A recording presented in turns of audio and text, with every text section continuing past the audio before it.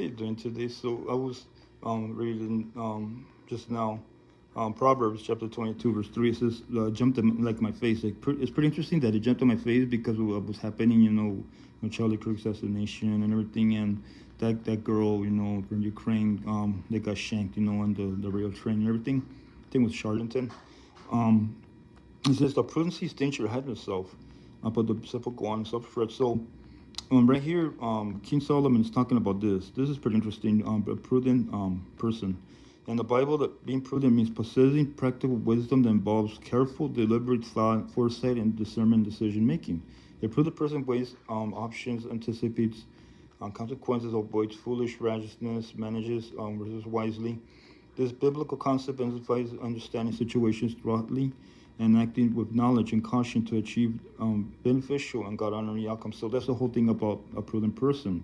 A simple person is gonna not care about anything. They're gonna be careless. They're gonna be foolish. They don't know what to do. They have no discernment. They have nothing. They're naive.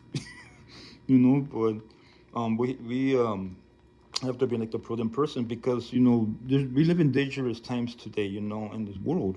Like I said, with Charlie Kirk and that girl, and I think there was another one as well. But and then there was a trans person shootings, so we have to be prudent in these last days. We have to know what to do in case that happens, and not freak out and everything, and probably gonna open fire on us. But anyways, when I was watching the Charlie Kirk after assassination, the people didn't run away.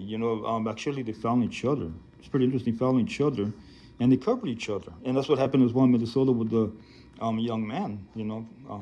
Thank God he was there. He covered a younger kid. He didn't get killed. The younger kid and the guy. Yeah. So we have to be prudent today, and especially in this day and time, it's very crazy that's happening, in the world. We have to look to the right, to the left. We have to do all that, because there's a lot of crazy people out there. We have to be prudent. We can't be simple. We can't say, oh, I got this. No, you didn't. You have to trust in God, but at the same time, you have to be wise what you're doing in your life. I don't know if you're prepper or anything, but me, I'm because over here is this earthquake could happen anytime, big one, and when it does, I'm prepared with water and food for 3 weeks and other items I need. But we have to do that. We have to be prudent in our life, and prudent as well. Then in a Christian life, to be not careless, to be doing things of this world, following things of this world. We have to be wise, in these last days.